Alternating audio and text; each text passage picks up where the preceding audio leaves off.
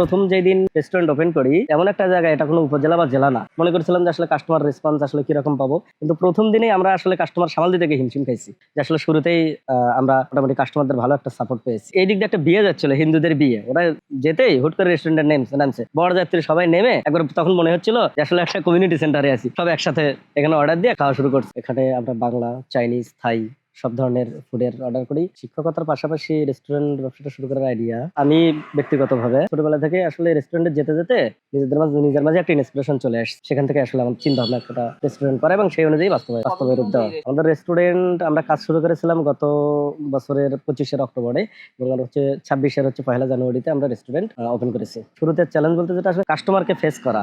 এই ব্যবসা সম্পূর্ণ আমি নতুন, তো এক্সপিরিয়েন্স কম, প্লাস হচ্ছে আমাদের রেস্টুরেন্টের সেট আপ দিতে কিচেন থেকে শুরু করে সবকিছু আসলে কিভাবে সেট আপ দেবো এটা নিয়ে একটু দ্বিধাদ্বন্দ্বে ছিলাম। আমাদের এখানে যা পাবেন সব পিওর খাবার পাবেন, আমরা কোনো প্রকার কেমিক্যাল জাতীয় ফ্লেভার ইউজ করি না। সবচেয়ে ভালো যে জিনিসটা দিতে পারবো খাবারের পাশাপাশি একটা নিরিবিলি পরিবেশ, নির্ঝঞ্ঝাট পরিবেশ, যেখানে একজন কাস্টমার সময়টা উপভোগ করতে পারবে।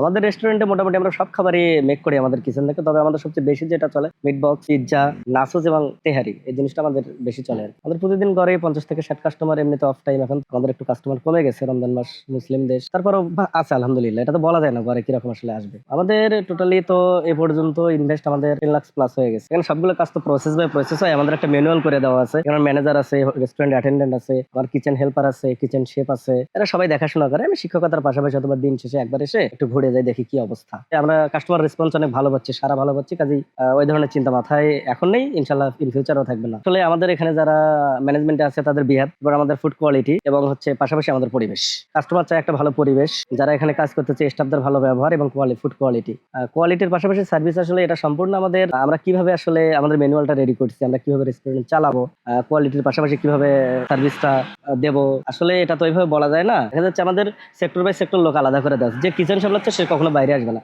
যে অ্যাটেন্ডেন্ট সে কখনো ভেতরে প্রবেশ করবে না, যার যার জায়গা থেকে সেটা সর্বোচ্চটা দেওয়ার চেষ্টা করতেছে। আর অ্যাজ এ ওনার আমিও চাচ্ছি আমার যদি স্টাফ ভালো থাকে তাহলে আমার সার্ভিস কোয়ালিটিফুল হবে।